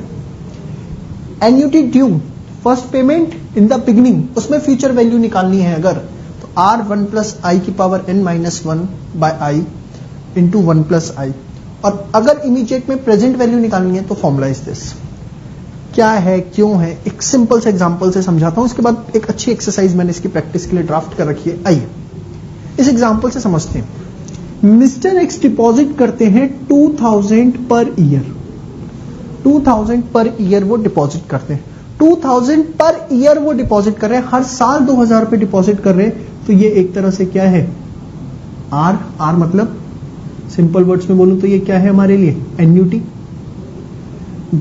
8 सालों तक करेंगे, N 10% I. How much amount he will receive after 8 years, कितना अमाउंट 8 साल बाद मिलेगा? क्या निकालनी है? Future value. समझ में आ गया? निकालनी क्या है? Future value. अब फ्यूचर में भी दो है, ऑर्डिनरी या इमीडिएट। आप एक बात बताइए, आप जब अमाउंट डिपॉजिट करते हैं, कहीं सेविंग्स कर रहे हैं, तो फर्स्ट पेमेंट उसी समय करनी पड़ती है या एट द एंड करनी पड़ती है? सर फर्स्ट पेमेंट उसी समय करनी पड़ती है। हाँ, फर्स्ट पेमेंट हमें उसी समय करनी पड़ती है, बिगनिंग में करनी पड़ती है। हम ये थोड़ी ना कि आज हम कहीं डिपॉजिट करवाने के लिए हमने कहा अकाउंट खोल दो और 1 महीने बाद पैसे देंगे, उसी समय करनी पड़ती है। उसी समय करनी पड़ती है, ये बात आपको समझ में आ गई? तो अगर उसी समय करनी पड़ती है, first payment in the beginning क्या करनी पड़ेगी? फर्स्ट पेमेंट इन बिगनिंग उसी समय करनी पड़ेगी, ऑन द स्पॉट करनी पड़ेगी, कोई ऑप्शन आपके पास अवेलेबल नहीं है। तो ये किसका क्वेश्चन हुआ? सर ये क्वेश्चन हुआ एन्युटी ड्यू का। मतलब मुझे फ्यूचर वैल्यू निकालनी है एन्युटी ड्यू के अंदर। अब कैसे निकालूंगा? ध्यान से देखिए, फॉर्मूला मेरे सामने है। फ्यूचर वैल्यू कैसे निकलती है इसमें? R1 प्लस आई की पावर n-1 अपॉन में I1 प्लस आई। R कितना है? 2000। 1 प्लस आई कितना है? 0.1। n कितना है? 8। फिर आई कितना है? 0.1। फिर 1 प्लस 0.1। चलिए अब इसे सॉल्व करते हैं। कैसे सॉल्व किया जाता है ये मैं आपको दिखा रहा हूं, ध्यान से देखिए। पहले 1.1 इंटू पावर 8 निकालिए, square, cube, power 4, power 5, power 6, power 7, power 8। ठीक है। फिर वहीं पे -1, फिर डिवाइड बाय 0.1, ये आ गया आपका। फिर उसको इंटू करना है किससे? 2000 से। फिर उसे इंटू करना है किससे? 1.1 से। तो ये आपका आ गया 25158। कुछ आपको सॉल्व नहीं करना, ध्यान से देखिए, सिंपल है। पहले यहां से शुरू हो जाइए। 1.1 इंटू स्क्वायर, क्यूब, 4, 5, 6, 7, 8, फिर -1 divide by 0.1 into 2000 into 1.1, 25158। Exam में मिनिमम 2 बार कैलकुलेशन जरूर चेक करें, कैलकुलेशन एरर्स बहुत ज्यादा इसके अंदर हो जाते हैं। तो मैंने आपको बताया फॉर्मूले आप एक बार नोट डाउन कर लीजिए। अब हम इसके और एप्लीकेशन बेस्ड क्वेश्चन करते जाएंगे तो हमें चीजें और क्लियर होती चली जाएंगी। चलिए, अब तक हमने पूरी ओवरऑल अंडरस्टैंडिंग चैप्टर के बारे में डेवलप कर ली है। अब एक एक करके हम इसकी एप्लीकेशंस पढ़ना शुरू करेंगे कि कहां पर ये फ्यूचर वैल्यू, प्रेजेंट वैल्यू वगैरह देखने को मिलती है। सबसे पहले सिंकिंग फंड आपकी अकाउंट्स का टर्म है जो आपने डेप्रिसिएशन चैप्टर के अंदर सुना होगा। सिंकिंग फंड होता क्या है अगर मैं सिंपल वर्ड्स में बोलूं? देखिए, आज हम एक असेट परचेज करके लाए बिजनेस में। हमने मशीनरी परचेज करी 10 लाख रुपए की और वो उसकी यूजफुल लाइफ है 10 साल। अब आज मैंने 10 लाख की मशीन खरीदी, वो 10 साल तक चलेगी। 10 साल बाद मुझे उस मशीन को क्या करना पड़ेगा? रिप्लेस करना पड़ेगा। अब 10 साल बाद जब उस मशीन को रिप्लेस करना पड़ेगा तो उस समय मुझे 10 लाख रुपए की जरूरत होगी, या हो सकता है वो मशीन और महंगी हो जाए या सस्ती हो जाए, एज द केस में भी। बट सपोज 10 लाख रुपए ही मुझे 10 साल बाद चाहिए उस मशीन को रिप्लेस करने के लिए। अब 10 साल बाद अगर ऑल ऑफ सडन मैं 10 लाख रुपए अपने बिजनेस में से निकाल कर मशीन में इन्वेस्ट करूंगा तो होगा क्या? मेरी जो बिजनेस की रेगुलर फंक्शनिंग है, जो मेरी बिजनेस की वर्किंग कैपिटल है, वो बहुत ज्यादा अफेक्ट हो जाएगी। तो इसके लिए सबसे बढ़िया तरीका होता है कि आज ही, आपको पता है ये मशीन 10 साल चलनी है, 10 साल बाद रिप्लेस करनी ही पड़ेगी, तो आज से ही आप हर साल प्रॉफिट में से कुछ अमाउंट सेट असाइड करना शुरू कर देते हैं, उसे सेपरेट रखना शुरू कर देते हैं, उसे कहीं इन्वेस्ट करना शुरू कर देते हैं, ताकि 10 साल बाद आपके पास एक सफिशिएंट अमाउंट 10 लाख रुपए का हो और आप कंफर्टेबली उस मशीन को रिप्लेस कर पाएं, किसी तरह की कोई प्रॉब्लम आपको उस समय फेस ना करनी पड़े। ठीक है जी, ये होता है सिंकिंग फंड का कॉन्सेप्ट। या सेकंड, हम सिंकिंग फंड का यूज करते हैं for the repayment of liability. पहला भी मैंने आपको बताया फॉर परचेजिंग द असेट का example. Second, repayment of liability. जैसे सपोज मुझे आज से 5 साल बाद 6 लाख रुपए वापस करने हैं। अब अचानक 5 साल बाद 6 लाख रुपए वापस करने का मतलब है मैं कहीं ना कहीं अपने बिजनेस की वर्किंग कैपिटल को अफेक्ट कर दूंगा।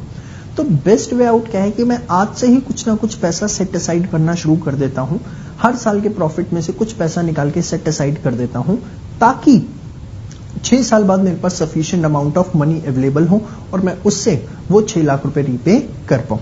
तो सिंकिंग फंड है क्या? अगर मैं सिंपल वर्ड्स में बोलूं, सिंकिंग फंड है funds set aside with the purpose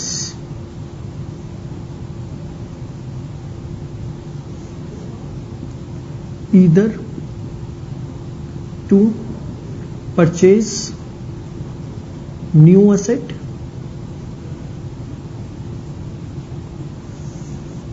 or to repay liabilities।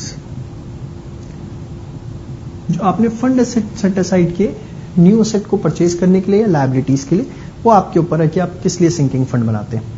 सबसे पहली चीज, सिंकिंग फंड क्या इंडिकेट करता है?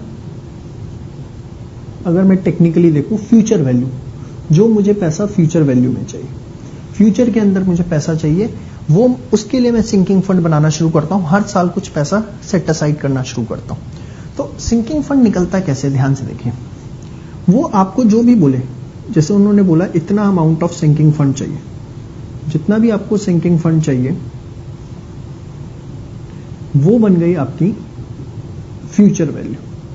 ठीक है जी, पहली चीज तो ये, क्योंकि आउट ऑफ प्रॉफिट्स किया जाता है और प्रॉफिट्स आते हैं एट द एंड, हर साल के एंड में ही तो निकालते हैं, शुरुआत में थोड़ी ना निकाल देते हो। तो कौन सी एन्युटी लगेगी? Ordinary annuity. ठीक है जी, तो सिंकिंग फंड में हमें लगानी है future value plus ordinary annuity. ठीक है, एक क्वेश्चन से समझाता हूं मैं आपको। सपोज उन्होंने कहा ₹10,000 are set aside out of profits every year with the purpose to purchase new machinery for 10 years and invested at the rate of 10% per annum। ठीक है जी, amount of sinking fund after 10 years कितना हो? Sinking fund का amount 10 साल बाद कितना होगा? आइए, फॉर्मूला मैंने आपको बताया फ्यूचर वैल्यू का, आपको पता ही है 1 + i⁻n - 1 में i। हाँ जी, कितना पैसा आप सेट असाइड कर रहे हैं? 10,000 रुपए। 1 प्लस रेट ऑफ इंटरेस्ट आपका कितना था? 10%, 10 साल के लिए 0.1। तो सिंकिंग फंड आपका कितना हो जाएगा 10 साल में? सिंकिंग फंड देखते हैं कितना हो जाएगा।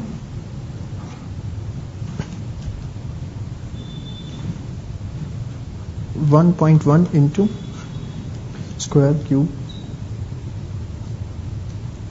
minus 1 divide by 0.1 into 10,000। तो हमारे पास 10 साल बाद 159,374 1,59,374 रुपीज अवेलेबल होंगे। ठीक है जी, चलिए एक छोटा सा एग्जांपल और ले लेता हूं ताकि और अच्छी अंडरस्टैंडिंग हो।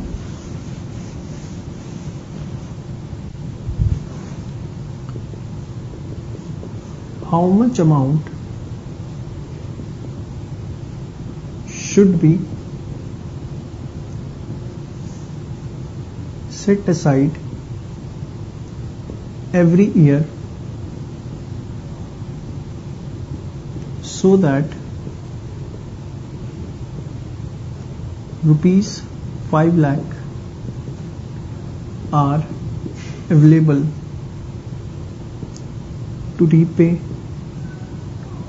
loan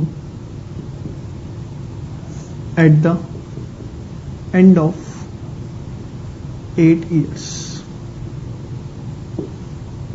Amount invested at the rate of 4% per annum. कह रहे कितना अमाउंट सेट असाइड करना चाहिए हर साल, मतलब आपसे क्या जानना चाह रहा है वो, एन्युटी। 5 लाख रुपए चाहिए to repay loan at the end of 8 years, मतलब 5 लाख रुपए is like a future value. R मुझे निकालना है, रेट ऑफ इंटरेस्ट मेरा क्या हो गया 4%, 8 1 अपॉन में 0.04। चलिए तो 1.04 इंटू -1 डिवाइड बाय 0.04, 9.214। तो ये आ गया आपका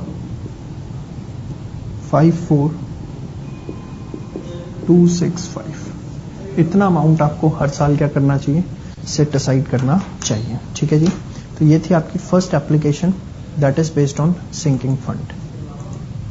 स्टार्ट करने जा रहे हैं सेकंड एप्लीकेशन। सेकंड एप्लीकेशन है बेसिकली कि हमारे पास कोई असेट है, उस असेट को हम लीज पर, लीज मतलब किराए पर दें या ना दें। एग्जाम्पल से समझाता हूं आपको। सपोज आपने एक असेट परचेज किया, एक असेट है आपके पास जिसकी कॉस्ट है 3,60,000 रुपए।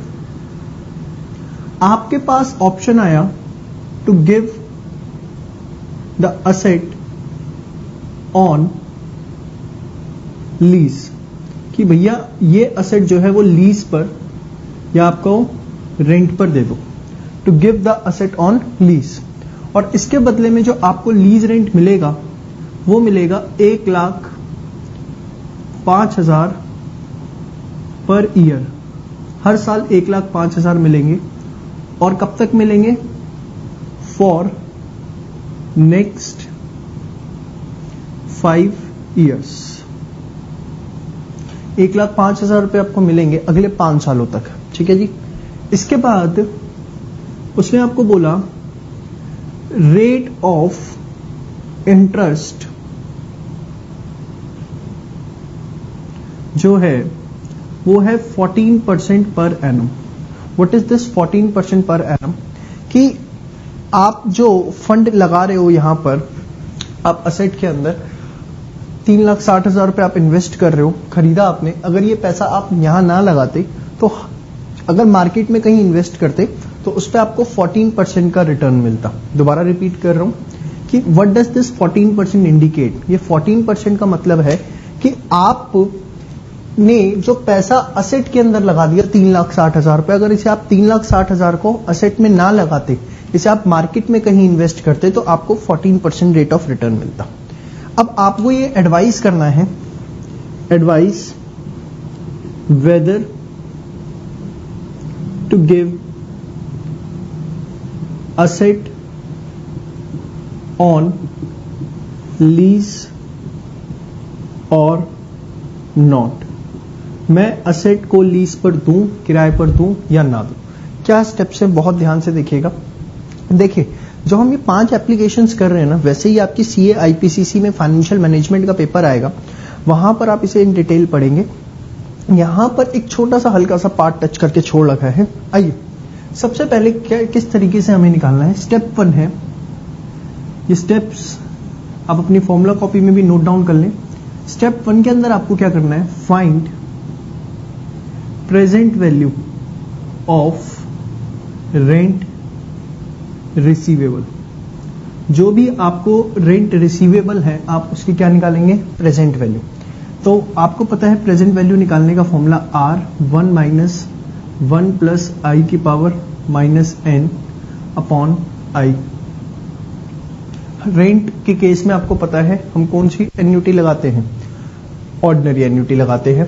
तो 1 माइनस 1 प्लस आई की power minus N divide by I, तो ये 1,05,000, 1 माइनस 1 प्लस 0.14 की पावर माइनस 5 अपॉन में 0.14, ये हमारी प्रेजेंट वैल्यू आ जाएगी XYZ जो भी। स्टेप 2 में आपको निकालना कुछ नहीं है, आपको लिखनी है cost of asset. Cost of asset कितना है? कॉस्ट ऑफ असेट आपके पास सर कॉस्ट ऑफ असेट है 3,60,000। तो नाउ कॉस्ट ऑफ असेट आपके पास 3,60,000 है। अब अगर कंक्लूजन ध्यान से देखिएगा, अगर स्टेप 1 में जो वैल्यू आई है वो ज्यादा है या इक्वल टू है स्टेप 2 से, तो आप कहेंगे give the asset on lease, आप असेट किराए पर दे दो। बट अगर जो स्टेप 2 में वैल्यू है, मतलब जो कॉस्ट है वो ज्यादा है प्रेजेंट वैल्यू ऑफ रेंट से, तो आप क्या बोलेंगे? Do not give the asset on lease, asset को हमें लीज पर नहीं देना। अब हमें देखना है कि इसकी प्रेजेंट वैल्यू क्या आ रही है। तो इसकी प्रेजेंट वैल्यू आ रही है हमारे पास 360,473। इसको आप सॉल्व करेंगे तो दिस विल बी 360,473। तो हाँ जी, क्या कंक्लूजन हम इससे ड्राफ्ट कर सकते हैं? तो हमारा सॉल्यूशन, जो हमारा आंसर होगा वो क्या होगा? That is to give the asset on lease as present value of rent is more than cost of asset। ठीक है जी, एक अच्छी एप्लीकेशन। चलिए अब आप मेरे साथ एक बड़ी ही बेहतरीन एप्लीकेशन पढ़ने जा रहे हैं, एंड द एप्लीकेशन इज कि हम कोई असेट परचेज करें या उसे किराए पर लें। देखिए, बिजनेस के अंदर ये डिसीजन बड़ा क्रूशियल होता है। ब्लाइंडली हम किसी भी एसेट को परचेज नहीं कर लेते, हम मार्केट के अंदर सारे ऑप्शंस को तलाशते हैं और उसके बाद ये डिसीजन लेते हैं कि एसेट के अंदर हमें अपना पैसा इन्वेस्ट करना चाहिए या नहीं करना चाहिए। अगर मार्केट के अंदर वही एसेट रेंट पर अवेलेबल है, उसकी फाइनेंसिंग अवेलेबल है, तो हम कोशिश करते हैं कि वो हम रेंट पर ही लें इंस्टीड कि हम अपना सारा का सारा पैसा इन्वेस्ट करें। एक छोटे से एग्जाम्पल से मैं आपको ये समझाता हूं। सपोज एक मशीन आपको परचेज करनी है जिसकी कॉस्ट है 4,000 रुपए, बट ये तो है आपके पास ऑप्शन फर्स्ट कि आप इस मशीन को परचेज करें। सेकेंड ऑप्शन आपके पास है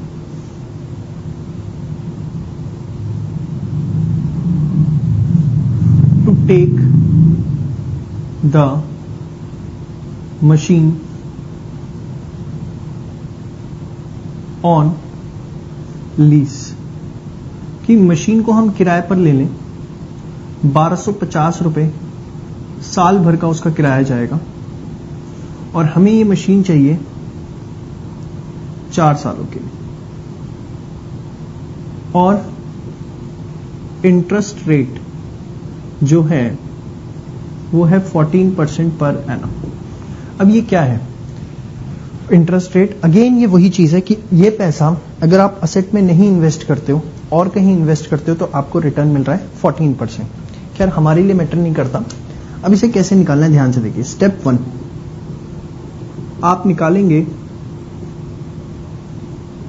present value of rent payable. जो रेंट पेबल है आप उसकी प्रेजेंट वैल्यू निकालिए। अब उसकी प्रेजेंट वैल्यू आपको निकालनी है और आपको पता है प्रेजेंट वैल्यू निकालने का फॉर्मूला क्या है? R 1 माइनस 1 प्लस आई की पावर माइनस n बाय आई। ठीक है जी। अब ध्यान से देखिए, 1250 रुपए रेंट है, 1 माइनस 1 प्लस 0.14 की पावर माइनस 4.14। अब देखते हैं इसकी प्रेजेंट वैल्यू हमारे पास क्या आएगी। 1 डिवाइड बाय, आपको याद होगा 1 डिवाइड बाय 1.14, जो भी आता है into square cube 4 minus plus 1 divide by 0.14 into 1250, ये आती है हमारे पास 3642। ठीक है जी। स्टेप 2 के अंदर आप क्या करेंगे, स्टेप 2 फाइंड कॉस्ट। तो हमें यहां पे कॉस्ट निकालने की जरूरत नहीं है, हमें पता है कि हमारे पास जो कॉस्ट है वो कितनी है, 4000 रुपए। अब एक बात बताइए, अगर आप इसे रेंट पर लेते हैं तो उसकी प्रेजेंट वैल्यू आ रही है 3642, जबकि कॉस्ट है कितनी 4000। तो आप क्या एडवाइस करेंगे? अगर मैं आपको सिंपल वर्ड्स में बोलूं, यहां पर अगर स्टेप 1 कम है स्टेप 2 से, स्टेप 1 कम है आपका स्टेप 2 से, तो आप बोलेंगे to take the asset on lease, कि एसेट को हम किराए पर ले लें।